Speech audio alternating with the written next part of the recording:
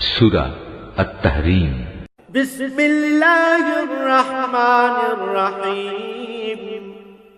রহমান রহিম আল্লাহ তাআলার নামে। ইয়া আইয়ুহান নাবিয়্যু লিমা তুহাররিমু মা আহাল্লাল্লাহু লাক তাবতাগী মারদাতা আজওয়াজিক ওয়াল্লাহু গফুরুর রহিম। হে নবী, আল্লাহ তাআলা তোমার জন্য যা হালাল করেছেন তা তুমি কসম করে নিজের উপর কেন হারাম করছো? তুমি কি এর মাধ্যমে তোমার স্ত্রীদের খুশি করতে চাও? তেমন কিছু হলে আল্লাহর কাছে ক্ষমা প্রার্থনা করো, কারণ আল্লাহ তাআলা ক্ষমার আধার ও পরম দয়ালু। قد فرض الله لكم تحلة أيمانكم والله مولاكم وهو العليم الحكيم।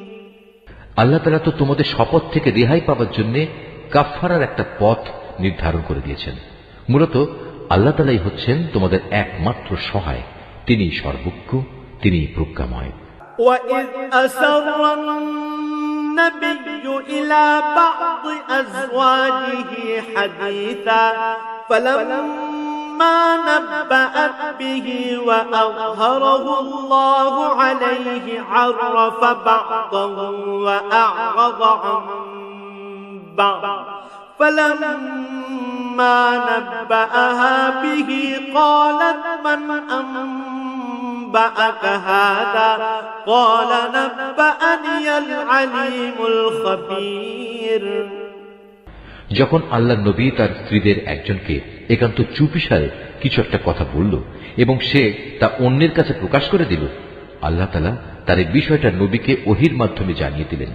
তখন রাসূল কিছু কথা গোপনীয়তা প্রকাশকারী স্ত্রীকে জানিয়ে দিল, আবার কিছু কথা এড়িয়েও গেল। সুতরাং নবী যখন তার সে স্ত্রীর কাছ থেকে সমগ্র বিষয়টা জানতে চাইল, তখন সে বলল, আপনাকে এই খবরটা কে জানালো? নবী বলল, আমাকে জানিয়েছেন সেই মহান আল্লাহ তাআলা, যিনি সর্বজ্ঞ ও সম্যক জ্ঞাত।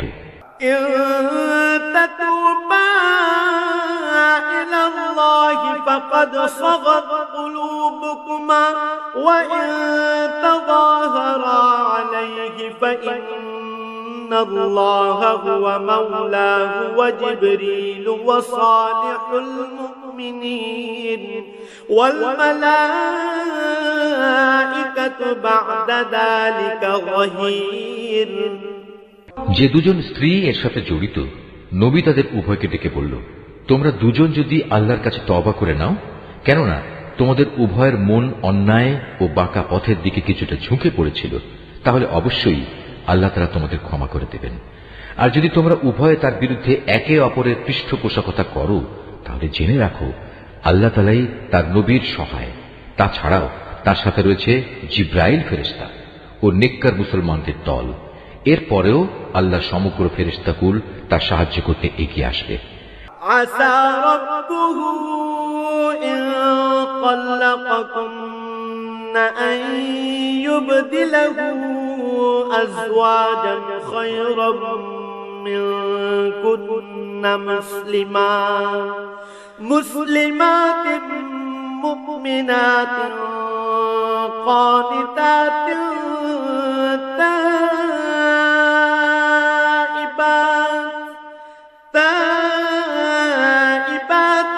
عابدات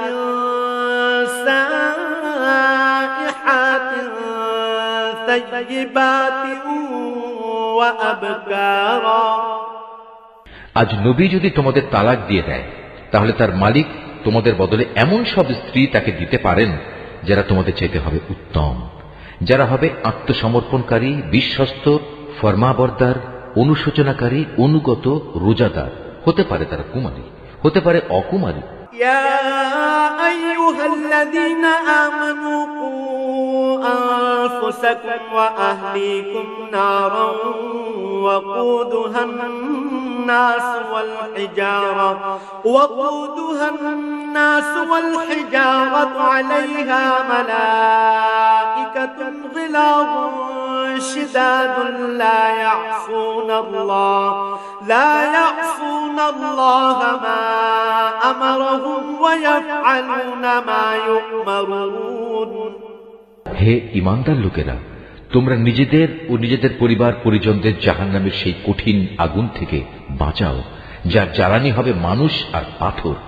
সে জাহান্নামের প্রহরা যাদের উপর অর্পিত, সেসব ফেরেশতা সবাই হচ্ছে নির্মম ও কঠোর। তারা দণ্ডাদেশ জারি করার ব্যাপারে আল্লাহর কোনো আদেশই অমান্য করবে না। তারা তাই করবে যা তাদের করার জন্য আদেশ করা হবে।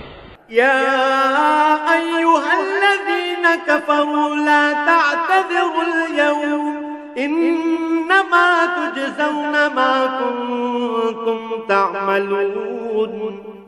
সেদিন অস্বীকারকারীদের তারা বলবে, হে কাফেররা, আজ তোমরা দোষ ছাড়ানোর জন্য কোন রকম অজুহাত তালাশ করো না। আজ তোমাদের সেই বিনিময়ই দেয়া হবে যা তোমরা দুনিয়ায় করে এসেছো। يا أيها الذين آمنوا توبوا إلى الله توبة نصوحا عسى ربكم أن يكفر عنكم سيئاتكم ويدخلكم جنات تجري من تحتها الأنهار يوم لا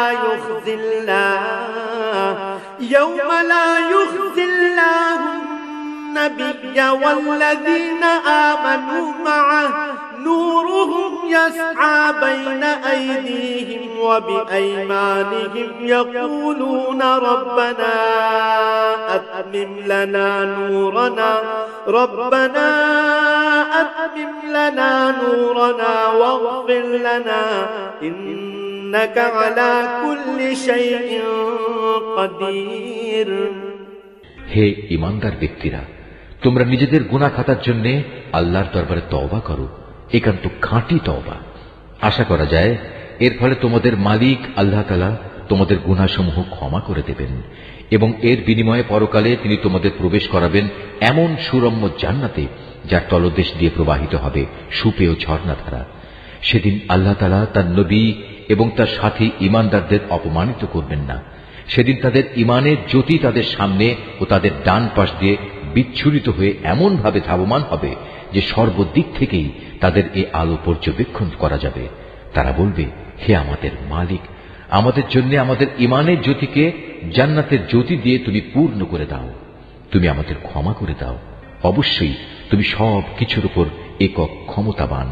ইয়া আইয়ুহান নাবিয়্যু জাহিদিল কুফফার ওয়াল মুনাফিকিনা ওয়াগলুয আলাইহিম ওয়া মাওয়াহুম জাহান্নাম ওয়া বি'সাল মাসীর।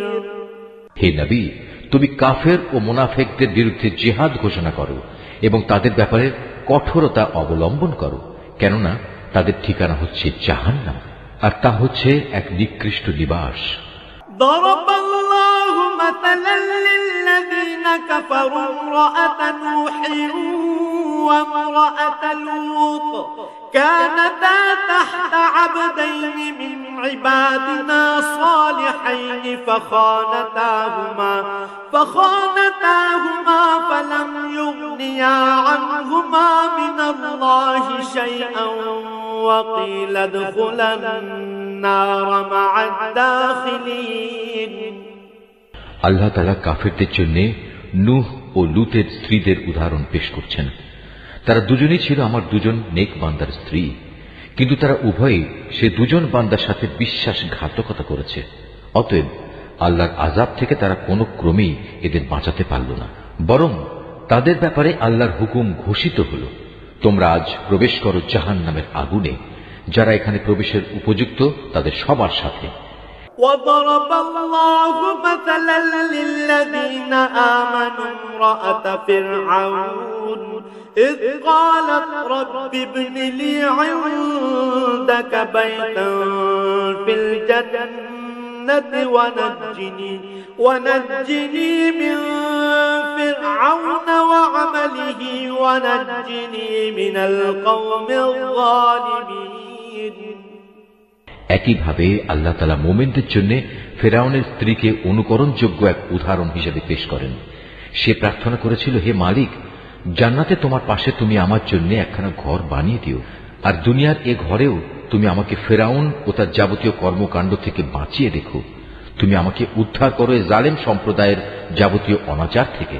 ومريم ابنة عمران التي أحصنت فرجها فنفخنا فيه من روحنا وصدقت بكلمات ربها وكتبه وكانت من القانتين। আল্লাহ তাআলা মোমেনদের জন্য আরো দৃষ্টান্ত পেশ করেছেন ইমরানের মেয়ে মারিয়ামের, যে আজীবন তার সতীত্ব রক্ষা করেছে। অতঃপর একদিন আমি আমার সৃষ্ট রূহগুলো থেকে একটি রূহ তাতে ফুঁকে দিলাম। সে তার মালিকের কথা ও তার প্রেরিত কেতাব সমূহের উপর পুরোপুরি বিশ্বাস স্থাপন করেছে। সত্যি সে ছিল আমার একান্ত অনুগত বান্দাদেরই একজন।